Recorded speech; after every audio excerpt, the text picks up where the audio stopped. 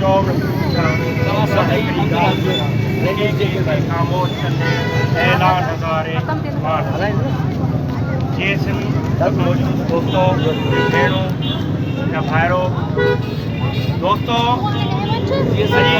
जेके मत गंछ आयो असां पंहिंजनि प्यारनि असां पंहिंजनि वारसनि पंहिंजे फैमिली जे मेंबरनि उन्हनि जी बाज़ाबी उन्हनि जी आज़ादी लाइ जेके का ख़बर न आहे उन्हनि जे मथां कहिड़ा इल्ज़ाम आहिनि उन्हनि जे मथां कहिड़ा ॾोह आहिनि जेके हिननि मिसिंग करे छॾियो आहे।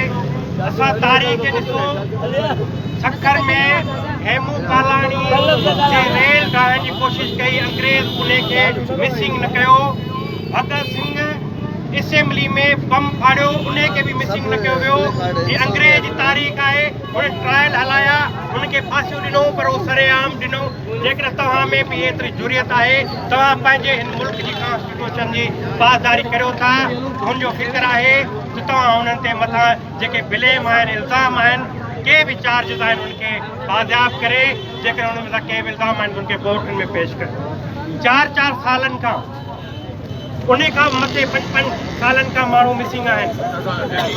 7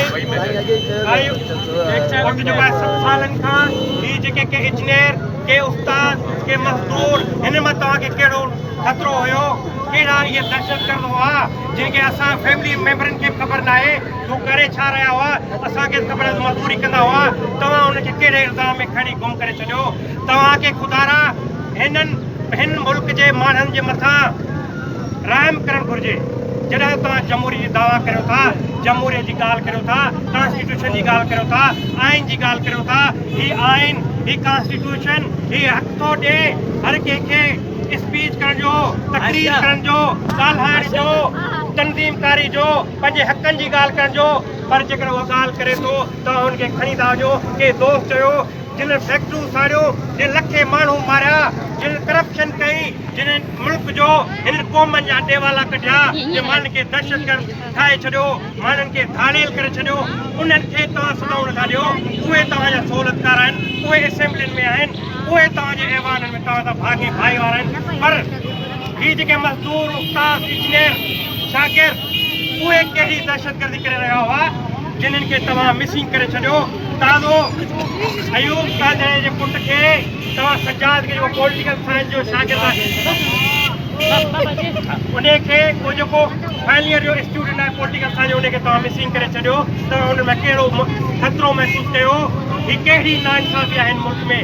असां हिन मुल्क जे चीफ जस्टिस के बार बार अपील कई आहे पर हुनखे ही मिसिंग माण्हू नज़र नथा अचनि पर पहिरियां जे अॻियां गॾु थींदड़ माण्हू ज़रूरु नज़र था अचनि त इहे झंडा खणी कीअं पहुता। तूं इहो ॿुधा त सुप्रीम कोर्ट जे अॻियां माण्हू कीअं पहुता उन्हनि सुप्रीम कोर्ट जी प्रोसीडिंग खे कीअं रोकियो उन्हनि खे बि तूं रोक उन्हनि खे छो नथो रोकी। डी चौक ते साल पूरो धरणा हणण लॻा उहे तव्हांखे नज़र न आया। पर हीअ जेके सिंधी क़ौम जा माण्हू पंहिंजे हक़नि जी ॻाल्हि कनि उन्हनि खे तव्हां मिसिंग था करियो उन्हनि इदारनि खे तव्हां नोटिस छो नथा करियो। आओ दोस्त ॿिया बि ॻाल्हाइण वारा आहिनि साईं अयूब कादरे जी। साईं अयूब कादरो जेको 4 साल